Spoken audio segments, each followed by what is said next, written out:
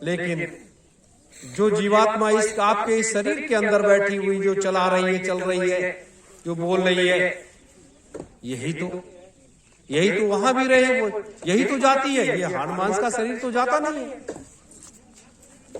तो इसको जानने का प्रयास करो। जैसे शास्त्री जी बता रहे थे, नट नटनी का आत्मा और सूरत के उस खेल को बता रहे थे। तो उसी तरीके से जब आप इनको जान जाओगी तो कहीं किसी प्रकार की कोई समस्या, कोई परेशानी नहीं हो। लेकिन साधना जरूरी। आप लोग कहते हो कि हम यहाँ जाते हैं, हमें क्या मिलता है? समय खर्च होता है, पैसा खर्च होता है। बहुत से लोगों की बात मैंने सुनी है। यहाँ जब आप आते हो तो यहाँ जो चीज मिलती है वो दुनिया के किसी भी कोने में चले जाओगे, कहीं भी चले जाओगे, आपको वो चीज मिलने वाली नहीं है। हाँ, आपका समय खर्च होता है, आपका पैसा भी खर्च होता है, आने जाने का समय लगता है, आने जाने में पैसा भी खर्च होता है। यहाँ भी आप आते हो तो सेवा सहयोग देते हो, ये सत्य है। लेकिन ये पूरा संसार तो कर नहीं रहा है ना, हम आप कर रहे हैं। तो जब हम आप कर रहे हैं, इतनी बड़ी जिम्मेदारी को उठाया है, तो इसके पीछे चलना चाहिए। कहीं भी अपने कदम को पीछे नहीं हटाना चाहिए। आज जैसे भारतीय सुभाष सेना संगठन है, आप लोग हर संभव प्रयास कर रहे हो, आगे बढ़ाने का उसे ताकत दे रहे हो, मजबूती दे रहे हो। क्यों? कि देश में एक राजनीतिक बदलाव लाना आवश्यक। जब राजनीतिक बदलाव लाने के लिए आप अग्रसर हो रहे हो तो वहां एक रास्ता मिल रहा है, वहां एक विचार मिल रहा है। इसीलिए आध्यात्मिक क्रांति और वैचारिक क्रांति का संदेश हम आप दे रहे हैं, हम आप दे रहे हैं मेरे धर्म प्रेमी गुरु भाई बहनों। तो ऐसे समय में, ऐसी स्थिति में महापुरुषों का कार्य, जो अधूरा कार्य है, वो तो आरंभ हो गया है, होता जा रहा है। और अंतिम युग परिवर्तन, सतयुग स्थापना महायज्ञ, चौथा महायज्ञ, ये अंतिम पड़ाव है, जहां से सतयुग का सूर्य उदय होना है। सतयुग का सूर्य अगर यहां निकलता है तो जहां तक वो अस्त होता है वहां तक उसका साम्राज्य होगा, क्योंकि मृतलोक में उसका साम्राज्य स्थापित होगा और मृतलोक में एक नई संरचना होगी।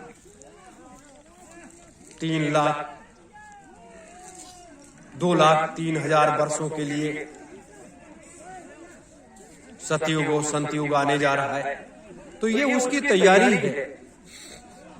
माता पूर्णिमा को प्रसन्न करके उनका आशीर्वाद प्राप्त करना, उनको उस के लिए तैयार करना है। तो ये हम आप सब लोग मिलकर के इस कार्य को करेंगे। मेरे धर्म प्रेमी गुरु भाई बहनों, यह कार्य, ये हम आप सबकी नैतिक जिम्मेदारी बनती है। इसकी नैतिक जिम्मेदारी बनती है संगठन और संगत को मजबूत करना और उस रास्ते पर चलना। रही बात ये 23 जनवरी का कार्यक्रम आ रहा है। 23 जनवरी का कार्यक्रम नेताजी सुभाष चंद्र बोस का जन्मदिन है। वो आप लोग अपने अपने जिले पर मनाओगे, और जो कुछ लोग रहेंगे या यहाँ आना चाहेंगे तो यहाँ आकर के लोग मनाएंगे, क्योंकि एक ऐसे महापुरुष का जन्मदिन है जो इस पृथ्वी के लिए एक सूर्य है। पृथ्वी का वो भगवान शिव है, पृथ्वी का वो भगवान शिव। तो उनके जन्मदिन पर हम आप सब जगह जगह इकट्ठा होकर के बड़े धूमधाम के साथ मनाएंगे और उस शक्ति का आवाहन करेंगे कि आप भूमंडल पर आए हो। जो आपका कार्य है उस कार्य को आप अपने सतत जारी रखें। हम सब लोग जितनी भी क्षमता है, जितनी भी ताकत है, उस क्षमता और ताकत के साथ हम सब लोग आपके सहभागी हैं। हम आपके बच्चे बच्चियां हैं और हम सब आप हमेशा हजारों हजारों वर्ष तक इस मृतलोक में रह करके इस मृतलोक की पावन धरा को सुशोभित करते रहे और प्रकाशमय करते रहे और हम लोग आपके चरणों के रज माथे लगाते रहे। यही प्रार्थना, यही कल्पना कर सकते। ये उनके जन्मदिन के पहले ही हमने क्यों कहा? क्योंकि ये 2023 का जो वर्ष है, ये बहुत भयानक मुसीबतों से भरा वर्ष है।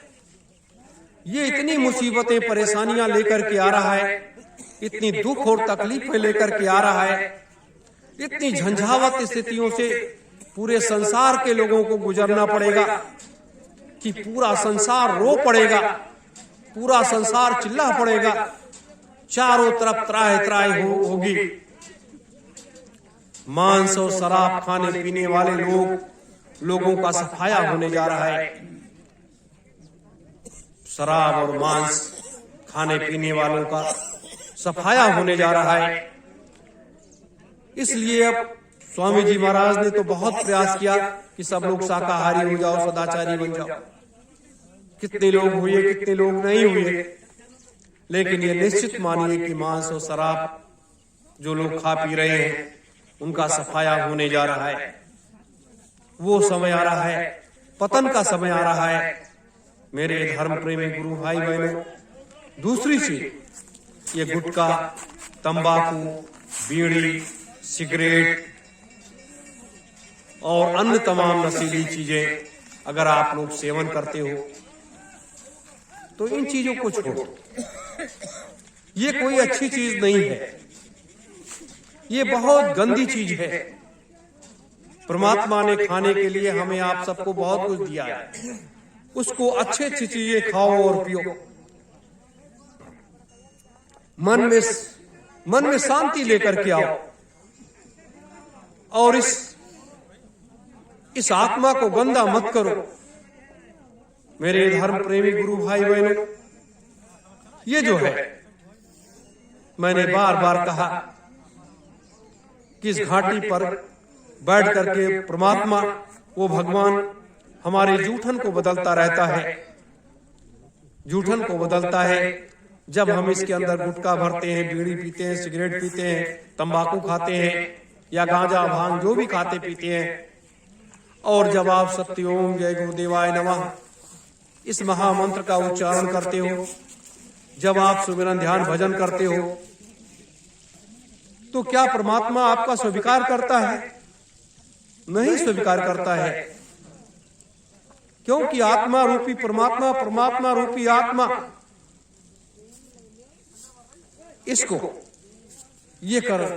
इसको समझो। 24 घंटे सोहम का उच्चारण यहाँ पर चलता रहता है। और इसीलिए जब मनुष्य की जीवात्मा निकलनी होती है तो ये गला सबसे पहले रुक जाता है, क्योंकि ये यहाँ पर बैठा हुआ परमात्मा वो छोड़ करके चल देता है। और जो सोहम की जाप होता है, सोहम का जो जाप होता है, वो भी जाप जैसे बंद हो जाता है, ये गला रुक जाता है और जीवात्मा कहीं नेत्रों से, कहीं नाक से, कहीं मुख से, कहीं गुदा के रास्ते से कहीं निकल जाती है, क्योंकि सबसे पहले ये बंद होता है। इसलिए मेरे धर्म प्रेमी गुरु भाई बहनों, खान पान आचार विचार को बदलो जरूर। ये कोई अच्छी चीज है नहीं है। अगर ये नहीं छूटती है तो दो काम करो आप लोग, सौंफ और मिश्री रख लो मिला करके एक में, उसको जब मन कहे उसको खाने लगो। और पिसी हुई सौंठ रख लो, जब मन कहे तो हल्का सा जीभ पर डाल लो, और वो धीरे धीरे करके आपकी ये सब बुरी आदतें सब छूट जाएंगी। ये चीजें छोड़ो, क्योंकि आपको जब हम भी बैठा लेंगे सुमिरन ध्यान भजन पर, या अपने उस साधना के उस पथ के राही बनाएंगे जिस पथ पर चल करके साधना हम लोगों ने किया है, महापुरुषों के संत सम्राट जी के सानिध्य में बैठ करके उस साधना की पथ पर जब आपको ले जाएंगे तो इन बुराइयों को आपको छोड़ना पड़ेगा। इससे पहले ही छोड़ दो, ये कोई अच्छी चीज नहीं है। ये इस आश्रम का शान कि आप यहाँ पर लोग स्वच्छ खान पान, लोगों का अच्छा खान पान, आचार विचार अच्छा है। ये मैं आपसे नहीं, ये पूरे संसार के लोगों से मेरी बात है कि पूरे संसार के लोगों से कहना है कि लोग शराब पीना बंद कर दे, मांस खाना बंद कर दे, गुटखा बीड़ी सिगरेट तंबाकू खाना पीना बंद कर दे। अगर संसार के लोग बंद कर देंगे तो क्या होगा कि दुनिया में सुख और शांति आ जाएगी, दुनिया में अमन चैन आ जाएगा, लोगों में खुशहाली आ जाएगी। ये नशा मुक्त एक समाज बनाना चाहिए। जैसे बहुत से लोग कहते हैं कि भगवान शिव तो भांग पीते थे, भगवान शिव तो गांजा पीते थे, बहुत से लोग कहते हैं ऐसा। और हमारे लोगों ने भगवान शिव को इसी तरीके से प्रदर्शित भी किया कि सब कुछ भगवान शिव के लिंग थाप पर हम लोग ले जाकर के चढ़ा देते हैं, धतूरा भी चढ़ाते हैं, भस्म भी चढ़ाते हैं, जो भी है गुड़ तिल जो कुछ है, यानी जितना कुछ है सब चढ़ाते हैं। मेरे धर्म प्रेमी गुरु भाई बहन, भगवान शिव को इतना समय कहाँ था गांजा पीने का, धतूरा खाने का, भांग पीने का? वो तो 24 घंटे साधना में लीन रह करके सब कुछ उनके स्मृत लोक के सारे कार्यों को देखना, देवी देवताओं के कार्यों को देखना, कहाँ क्या करना है, कहाँ क्या होना है, यहाँ से सारे लोगों का भ्रमण करना। तो इतने में उनको फुर्सत नहीं थी, तो गांजा भांग धतूरा के लिए तो उनके पास समय नहीं था। लेकिन यहाँ के अपने यहाँ कुछ बुद्धिजीवी पंडितों ने, बुद्धिजीवी कुछ साधु संतों ने ये प्रदर्शित कर दिया कि वो तो गांजा भांग धतूरा खाते पीते थे। ये ऐसा कुछ नहीं है।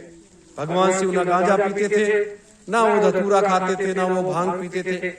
ये सब एक मानव कल्याण की एक औषधियां हैं जिसका दवा बना करके प्रयोग किया जाता है, ना कि ये भगवान शिव की कोई औषधि है। मेरे धर्म प्रेमी गुरु भाई बहनों, इसलिए इन बुराइयों को आप लोग छोड़ दीजिए, आप लोग छोड़ दीजिए और एक अच्छे नेक इंसान बनिए।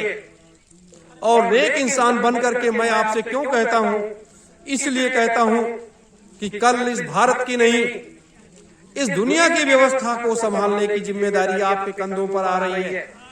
ये 10,000 लोग जो यज्ञ की वेदी पर बैठेंगे, इनके अंदर उन असीम शक्तियों का संचार होगा। ये इतने ताकतवर हो जाएंगे, इतने तपोबल इनके अंदर, इतनी शक्ति आ जाएगी कि जिनके बल से ये दुनिया की व्यवस्था का संचालन करेंगे। दुनिया की व्यवस्था का संचालन ये आप लोगों के कंधों पर होगा। तो दुनिया की व्यवस्था का संचालन कौन करेगा? त्यागी, तपस्वी। तो त्यागी तपस्वी बन करके आप दुनिया की व्यवस्था को आपको चलाना है, और वो भी 3000 वर्षों की जिम्मेदारी आपके कंधों पर आएगी। तो आपको तो 3000 वर्षों के लिए आपको अपने को तैयार करना है। मेरे धर्म प्रेमी गुरु भाई बहनों, मैं इसलिए बता रहा हूं आपको कि कहीं भी किसी प्रकार की कोई मुसीबत परेशानी आपके बीच में ना आने पाए। क्योंकि आप जब तलाश करने जाओगे 10,000 लोगों को, आवाज लगाओगे